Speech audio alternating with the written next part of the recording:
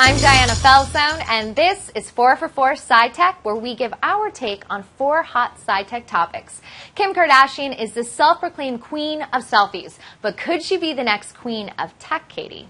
Well, she's trying to take over every other aspect of culture, so I'm not surprised that tech is next on her list. Kanye is also really into tech, and given the success of her app, which I don't understand why anyone uses it, but she could Because everyone wants to be a virtual celebrity. Right, she could be named Kim Kardashian now. Oh, I like it! I mean, She's going to steal that from you. Watch out. I don't have her app. I'm not going to download it. That said, this woman is like Queen Midas. Whatever she touches turns to gold. And, like, you know, she really owns social media. Like, I think, like, Instagram, Twitter, that's helped her become what she is. And now she's branching out in other places.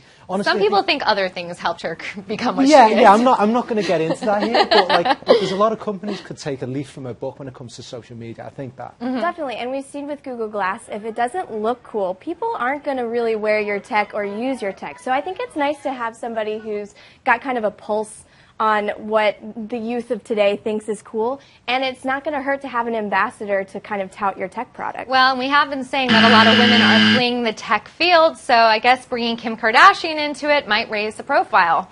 Sadly. Apple has set the date for its next big launch event, which is expected to be the eagerly anticipated Apple Watch. James, what can consumers expect? So March 9th, we're going to get this spring forward event. Obviously, it's going to be the Apple Watch. I'm going to be really interested to see what the pricing is going to look like. We've got some details. This stuff's going to start at $349. But we've got various versions of this. There's a basic Apple Watch, Apple Sport, the Sport Watch, and then Apple Edition, which is going to be the premium one. Now, there are rumors... So there's 4.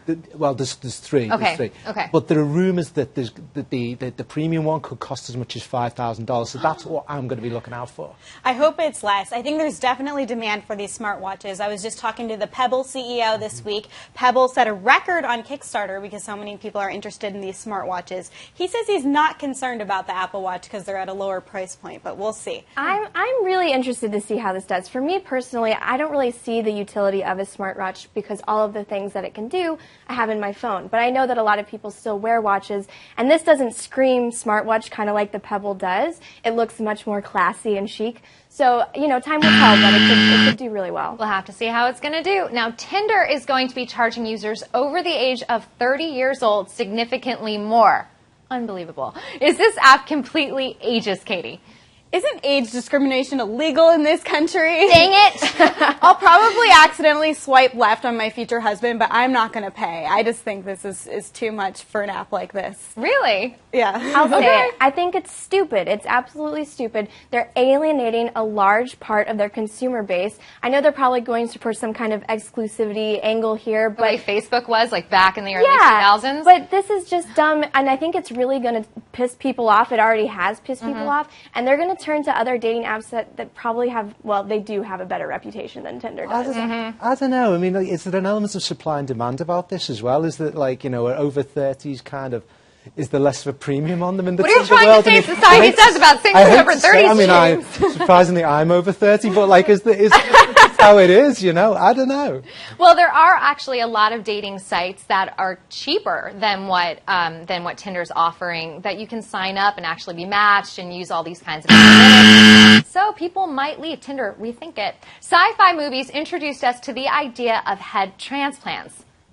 But are they really possible in the future, Loren? I know. It's as crazy as it sounds. It's taking one person's head and putting it on another person's body. This Italian neurosurgeon says that he can have this procedure done by 2017. That's 2 years from now.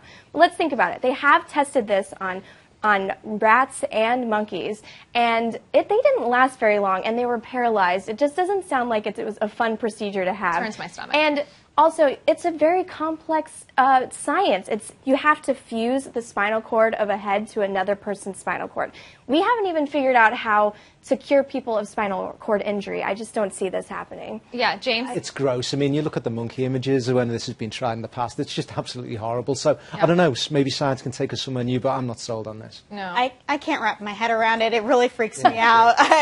Wrap your head around it? Exactly. I want that, but I don't want it. I know it's a great scientific advancement, but I just couldn't see myself ever doing it. If we're debating stem cell research, this goes into another field minefield of an ethical debate that I don't think we could even tackle. So we might have the science, but let's see if the government would ever pass this from actually being any kind of legal medical recourse. Now you know what we think. Tell us what you think on Twitter with the hashtag 444SciTech.